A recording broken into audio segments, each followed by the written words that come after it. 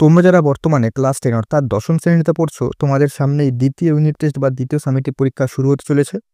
তো তোমাদের কিছুদিন আগেই কিন্তু তোমাদের ১ম সামেটিভ বা ১ম ইউনিট টেস্ট পরীক্ষা শেষ হয়ে গেছে। তখন আমি তোমাদের সাজেশন দিয়েছিলাম এবং সেই সঙ্গে বলেছিলাম তোমাদের 2nd ইউনিট টেস্ট বা 2nd সামেটিভ পরীক্ষারও সাজেশনে কিন্তু আমি দেব পরীক্ষার আগে।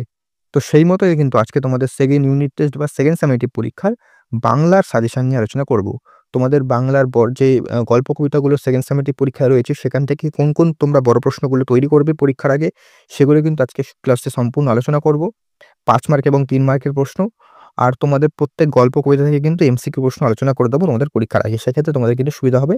আর সেই আলোচনাটা কিন্তু তোমাদের মাধ্যমিক ২০২৬ এ যেহেতু তোমরা পরীক্ষার্থীরা আছো, তোমাদের কিন্তু ফাইনাল এবং টেস্ট পরীক্ষা এই দুটো পরীক্ষার জন্য কিন্তু সমানভাবে গুরুত্বপূর্ণ হবে সেই এমসিকিউ ক্লাসগুলো। সেগুলো কিন্তু ভালো করে দেখে রাখবে। আর তোমাদের সাজেশনে যাওয়ার আগে বলব তোমরা কিন্তু সিলেবাসটা অবশ্যই দেখে নাও। তোমাদের সিলেবাসটা আমি বলে দিয়েছি সম্পূর্ণ। সেই সিলেবাসের ক্লাসটা ডেসক্রিপশনে রয়েছে। সেখান থেকে তোমরা কিন্তু সিলেবাসটা দেখে নাও যারা জানো না। আর সাজেশনে যাওয়ার আগে আরেকটা কথা বলতে হবে তোমাদের। দেখো সামেটিভ পরীক্ষাগুলো যেগুলো হয় ১ম সামেটিভ বা ২য় সামেটিভ তোমাদের কিন্তু স্কুলের যে স্যারেরা আছে তারাই কিন্তু প্রশ্নগুলো তৈরি করেন। সেক্ষেত্রে প্রত্যেক স্কুলে কিন্তু প্রশ্নপত্র আলাদা হয়। তাই তোমরা কিন্তু অবশ্যই তোমাদের স্কুলের স্যারেরা যে সমস্ত প্রশ্নগুলো ক্লাসে করিয়েছেন, সেগুলো সবথেকে বেশি জোর দেবে এবং টেক্সট বইটা ভালো করে পড়ো। বাংলার ক্ষেত্রে যার যতটা ভালো টেক্সট বই পড়া থাকবে সে কিন্তু ততটাই পরীক্ষায় ভালো নাম্বার করতে পারবে।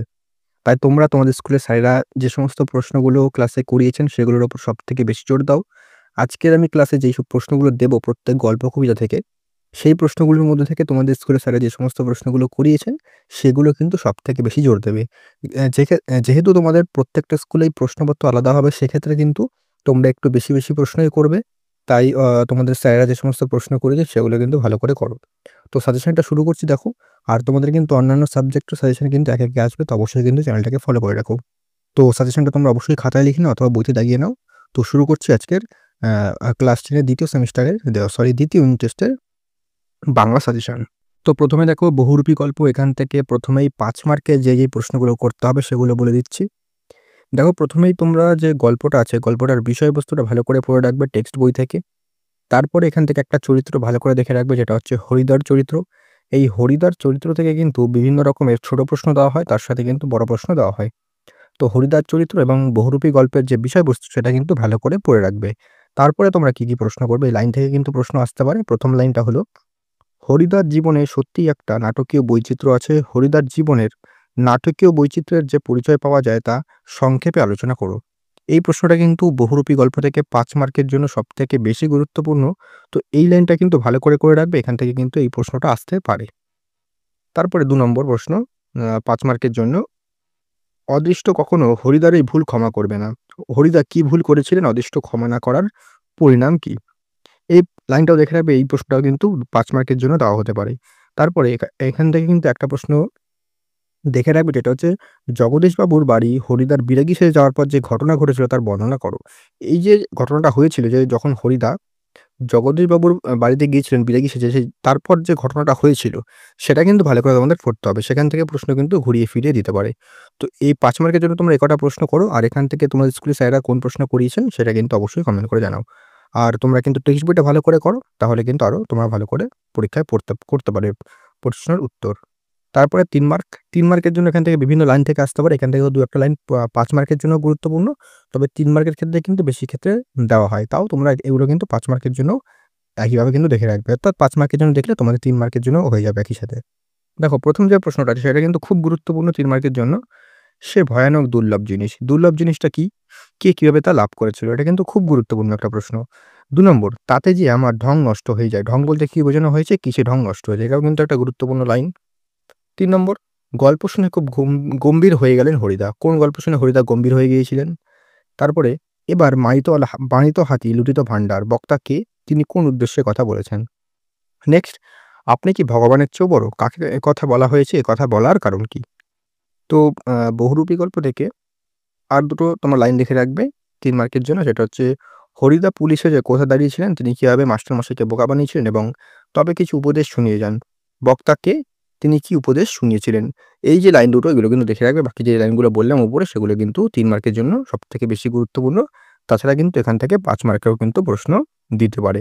তো তোমার স্কুলে এই প্রশ্নগুলো থেকে প্রশ্নগুলো ৫ মার্ক না ৩ মার্ক কোন মার্কে করিস সেগুলো কিন্তু সেভাবেই কিন্তু ভালো করে করো, তাহলে কিন্তু অবশ্যই কমন পাবে। আর টেক্সট বইটা কিন্তু ভালো করে পড়ে রাখো। তারপর পথের দাবি গল্প। পথের দাবি থেকে 5 মার্কের প্রশ্ন। 5 মার্কের জন্য প্রথমে এটার কিন্তু যে বিষয়বস্তু এটা কিন্তু ভালো করে দেখে রাখবে। তার সাথে অপূর্ব গিরিশ মহাপাত্রের চরিত্রটাও দেখে রাখবে। এখান থেকে কিন্তু একটা চরিত্র দিতে পারে। এখান থেকে প্রথম 5 মার্কের 1 নম্বর প্রশ্ন। পলিটিক্যাল সাসপেক্ট সব্যসাচী মল্লিককে নিমাইবাবুর সম্মুখে হাজির করা হইল। পলিটিক্যাল সাসপেক্ট কথার অর্থ কী? এরপর পুলিশ স্টেশনে কী পরিস্থিতি তৈরি হয়েছিল তা পাঠ্যাংশ অবলম্বনে আলোচনা করো। এটা কিন্তু টেক্সট বই পড়া থাকলে ভালো করে কিন্তু এই প্রশ্নের উত্তর তোমরা করতে পারবে। ঠিক আছে? 2 নম্বর প্রশ্ন। বাবুটির স্বাস্থ্য গেছে কিন্তু শখ 16 আনায় বজায় আছে। বাবুটিকে তার সাজসজ্জার পরিচয় দাও। এই লাইনটাও কিন্তু খুব গুরুত্বপূর্ণ 5 মার্কের জন্য। তো 5 মার্কের জন্য এই দুটো প্রশ্ন ভালো করে দেখো। এখান থেকে কিন্তু প্রথম প্রশ্ন, দ্বিতীয় প্রশ্ন দুটোই কিন্তু সবথেকে বেশি গুরুত্বপূর্ণ। এটা কিন্তু বিভিন্ন স্কুলে দেওয়া হয়। তো ভালো করে করো। পথের দাবি থেকে 3 মার্ক। 3 মার্কের জন্য 1 নম্বর প্রশ্ন। কেবল আশ্চর্য সেই রোগা মুখের অদ্ভুত দুটি চোখের দৃষ্টি। কার চোখের কথা বলা হয়েছে? সেই চোখের বর্ণনা দাও। 2 নম্বর। মনে হলো দুঃখে, লজ্জায়, ঘৃণায় নিজেই যেন মাটির সঙ্গে মিশে যাই। বক্তাকে কথা বলার কারণ কি? নেক্সট। তার লাঞ্ছনা এই কালো চামড়ার নিচে কম জ্বলে না। লাঞ্ছনার ঘটনাটি কে কাকে বলেছিল? কোন লাঞ্ছনার কথা এখানে বলা হয়েছে? 4 নম্বর। বাবাই একদিন এর চাকরি করে দিয়েছিলেন। বক্তাকে তার বাবা কাকে কি চাকরি করে দিয়েছিলেন?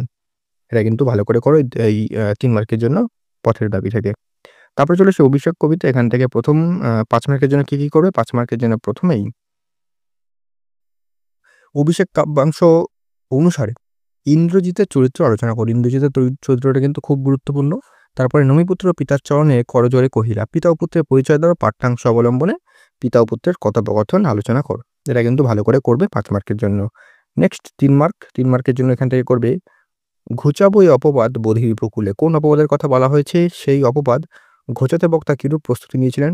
5 মার্ক 3 মার্কের জন্য অত্যন্ত গুরুত্বপূর্ণ। তারপরে জিজ্ঞাসিলা মহাবাহু বিস্ময় মানি। কাকে মহাবাহু বলা হয়েছে? সে বিস্ময়ের কারণ কি?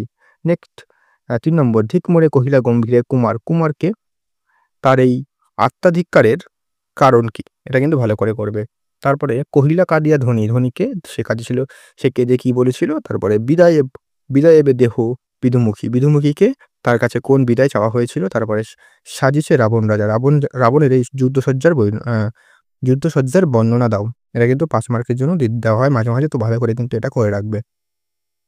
তারপরে হাই বিধি বামমম প্রতি বক্তাকে তিনি কেন এই কথা বলেছেন? এটাও কিন্তু দেখে রাখবে। এটাও কিন্তু গুরুত্বপূর্ণ।